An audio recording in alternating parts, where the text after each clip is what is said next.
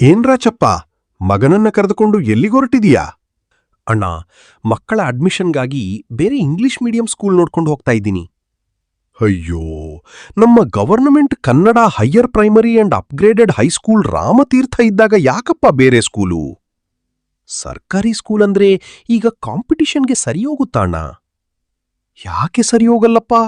ಮೊದಲೇ 8ನೇ ತರಗತಿ ತನಕ ಇತ್ತು, ಈಗ ಸರ್ಕಾರ ಅಪ್ಗ್ರೇಡ್ ಮಾಡಿ 10ನೇ ತರಗತಿ ತನಕ ಮಾಡಿದೆ. ಆದ್ರೂ ಇಂಗ್ಲಿಷ್ ಮೀಡಿಯಂ ಬೇಕಲ್ಲ ಅಣ್ಣ? ಅದೇ ದೊಡ್ಡ ಸುದ್ದಿ. ಈ ಜೂನಿಂದ 1ರಿಂದ 5ನೇ ತರಗತಿ ತನಕ ಬೈಲಿಂಗ್ವಲ್ ಮೋಡ್ ಶುರುವಾಗ್ತಿದೆ. ಕನ್ನಡ ಜೊತೆ ಇಂಗ್ಲಿಷಲ್ಲೂ ಟೀಚಿಂಗ್ ಮಾಡ್ತಾರೆ. ಸರ್ಕಾರ ಬೈಲಿಂಗ್ವಲ್ ಸ್ಕೂಲ್ ಆಯ್ಕೆ ಮಾಡಿದ ಶಾಲೆ ನಮ್ಮದು. ನಿಜ್ವಾ ಅಣ್ಣ?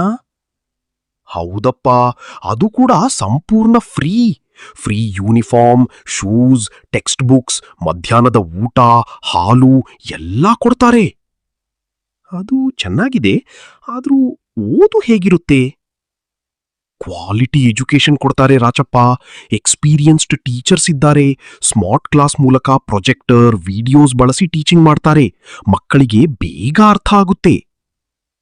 ಸ್ಪೋರ್ಟ್ಸ್ ಕಾಂಪಿಟಿಷನ್ಸ್ ಏನಾದ್ರೂ ಇದೆಯಾ? ಬಹಳ ಇದೆಪಾ.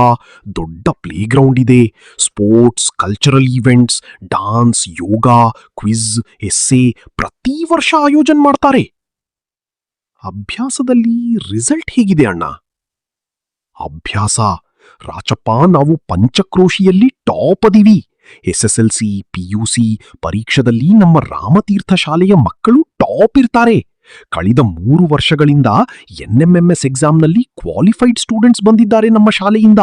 ಸ್ಕಾಲರ್ಶಿಪ್ ಕೂಡ ತಗೋತಿದ್ದಾರೆ ಮಕ್ಕಳು. ಮಕ್ಕಳ ಫ್ಯೂಚರ್ಗೆ ಒಳ್ಳೆ ವಾತಾವರಣ ಇದೆ. ಸಿದ್ದು ಅಣ್ಣ, ನೀವು ಹೇಳಿದ್ಮೇಲೆ ನನಗೂ ನಂಬಿಕೆ ಬಂತು. ನನ್ನ ಮಕ್ಕಳನ್ನು ರಾಮತೀರ್ಥ ಸರ್ಕಾರಿ ಶಾಲೆಗೆ ಸೇರಿಸ್ತೀನಿ. ಅದೇ ಸರಿಯಾದ ನಿರ್ಧಾರ ರಾಚಪ್ಪ. ನಮ್ಮೂರ ಶಾಲೆ ನಮ್ಮ ಮಕ್ಕಳ ಭವಿಷ್ಯ.